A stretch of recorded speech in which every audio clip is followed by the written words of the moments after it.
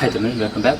நம்ம போன வீடியோவில் அந்த சிங்கிள் பார்பல் ஒர்க் அவுட்டில் எப்படி கற்றுக்குது அப்படின்னு சொல்லிட்டு ஒரு 3 விதமான ட்ரிக்ஸை பார்த்துருந்தோம். ஸோ அந்த வீடியோவை நீங்கள் பார்க்கலாம், கீழே லிங்க்ஸ் இருக்குது, நீங்கள் பாருங்கள்.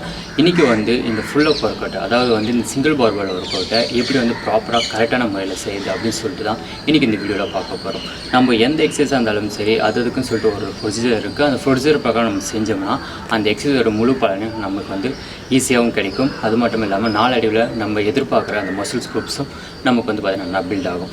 ஸோ இன்றைக்கி நம்ம பார்க்கும்போது ரொம்ப சிம்பிளான ஒரு சில விஷயங்கள் தான். அதை நீங்கள் கரெக்டாக ஃபாலோ பண்ணி நீங்கள் செஞ்சிங்கன்னா உங்களுடைய இந்த single barbell workout and பெட்டராகவும் இருக்கும் அண்ட் சூப்பராகவும் இருக்கும். ஸோ நம்ம இதுக்கு முன்னாடி கற்றுக்கும் போது எந்த ஸ்லாப்ஸை வச்சு செஞ்சோமோ அதே ஸ்லாப்ஸில் தான் இன்றைக்கும் வந்து பார்த்திங்கன்னா அதை எப்படி சரியான முறையில் செய்யுது அப்படின்னு சொல்லிட்டு உங்கள்கிட்ட ஷேர் பண்ணிக்க போகிறேன்.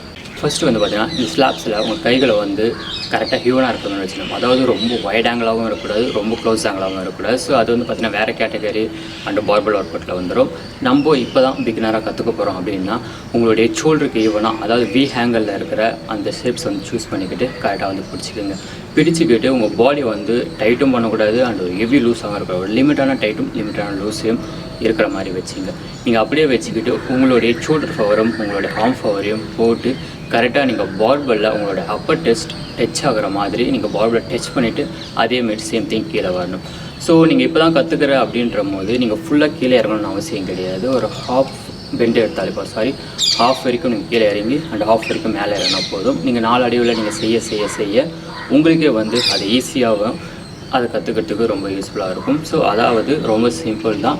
உங்கள் பாடியை வந்து பார்த்திங்கன்னா கொஞ்சம் லிமிட்டான லூஸ் அண்ட் லிமிட்டான டைட்டில் வச்சுக்கிட்டு அப்படியே வந்து பாடியை வந்து மேல் நோக்கி போகும்போது உங்களுடைய அப்பர் டெஸ்ட்டில் வந்து டச் ஆகணும்.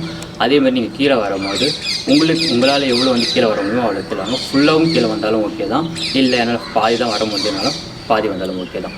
ஸோ இதை நீங்கள் அப்படியே ப்ராப்பராக நீங்கள் செஞ்சுக்கிட்டே வந்தீங்கன்னா உங்களுக்கும் இந்த சிங்கிள் பார்பலில் ஒரு ஈஸியான ஒர்க் அவுட்டை வந்து கூடிய சீக்கிரத்திலே உங்களால் கற்றுக்க முடியும். ஒரு 10லேருந்து 20 ரெப்ஸு போது கண்டிப்பாக ஒரு 1 மந்த்துக்குள்ளேயே உங்களால் எடுக்க முடியும். ஸோ இதை நீங்கள் மறக்காமல் மிஸ் பண்ணாமல் உங்கள் வீட்லேயோ இந்த மாதிரி ஸ்லாப்ஸ்லேயோ ஜிம்லேயோ ட்ரை பண்ணி பாருங்கள், ஈஸியாக கற்றுக்க முடியும். ஓகே, தேங்க்யூ ஃபார் வாட்சிங். இந்த வீடியோ பார்த்ததுக்கு இந்த மாதிரி இன்னும் ஒர்க் அவுட் சம்மந்தப்பட்ட வீடியோஸ் வேணும் அப்படின்னு நினச்சிங்கன்னா நம்ம சேனலை இப்போ சப்ஸ்கிரைப் பண்ணிங்க. அந்த ஃப்யூச்சரில் போகிற எல்லா விதமான ட்ரைனிங்லையும் மிஸ் ஆகாமல் உங்களுக்கு கிடச்சிக்கிட்டே இருக்கும். Okay, by.